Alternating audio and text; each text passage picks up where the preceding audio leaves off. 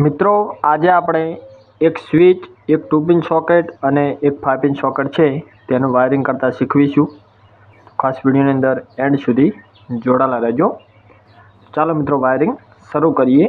આ આપણું 5 pin socket છે, આપણું 2 પિન સોકેટ છે અને આપણું સ્વિચ છે. તો મિત્રો આ સ્વિચ ચાલુ કરવાથી 2 પિન સોકેટ અને 5 પિન સોકેટ કામ કરે એ રીતે આપણે વાયરિંગ કરીશું. તો મિત્રો ચાલો વાયરિંગ શરૂ કરીએ. સૌથી પહેલાં સ્વિચનો નીચલો પોઈન્ટ, 2 પિન સોકેટનો ઉપલો પોઈન્ટ અને 5 પિન સોકેટનો આ પોઈન્ટ, ત્રણેય પોઈન્ટ એકસાથે કનેક્ટ કરી દેવાના છે. ચાલો આપણે કનેક્ટ કરી દઈએ. કંઈક આ રીતે તમે જોઈ શકો છો. મિત્રો આ બંને પોઈન્ટ પણ એકસાથે કનેક્ટ કરી દેવાના છે, કંઈક આ રીતે. તો મિત્રો આ થઈ ગયું એક સ્વિચ, એક 2 પિન સોકેટ અને એક 5 પિન સોકેટનો વાયરિંગ.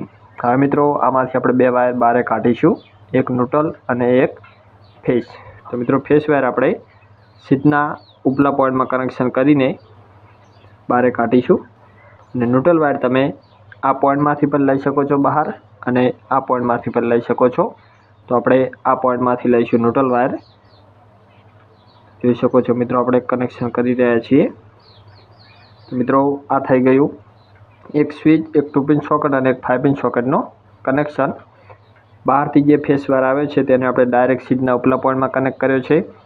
સ્વિચના નીચલા પોઈન્ટમાં વાયર કનેક્ટ કરીને 2 પિન સોકેટના ઉપલા પોઈન્ટમાં, ત્યાંથી 5 પિન સોકેટના આ પોઈન્ટમાં અને 2 પિન સોકેટનો નીચલો પોઈન્ટ અને 5 પિન સોકેટનો આ પોઈન્ટ, બંને પોઈન્ટ આપણે ન્યુટ્રલ વાયરમાં કનેક્ટ કર્યા છે. આ પોઈન્ટમાં વાયર કનેક્ટ કરીને બહાર આપણે ન્યુટ્રલનું કનેક્શન આપી દીધું છે. તો મિત્રો આ હતું એક સ્વિચ, એક 2 પિન સોકેટ અને એક 5 પિન સોકેટનો કનેક્શન. જો વિડીયો ગમે હોય તો લાઈક કરજો, ચેનલ પર નવા હોય તો સબસ્ક્રાઈબ કરજો.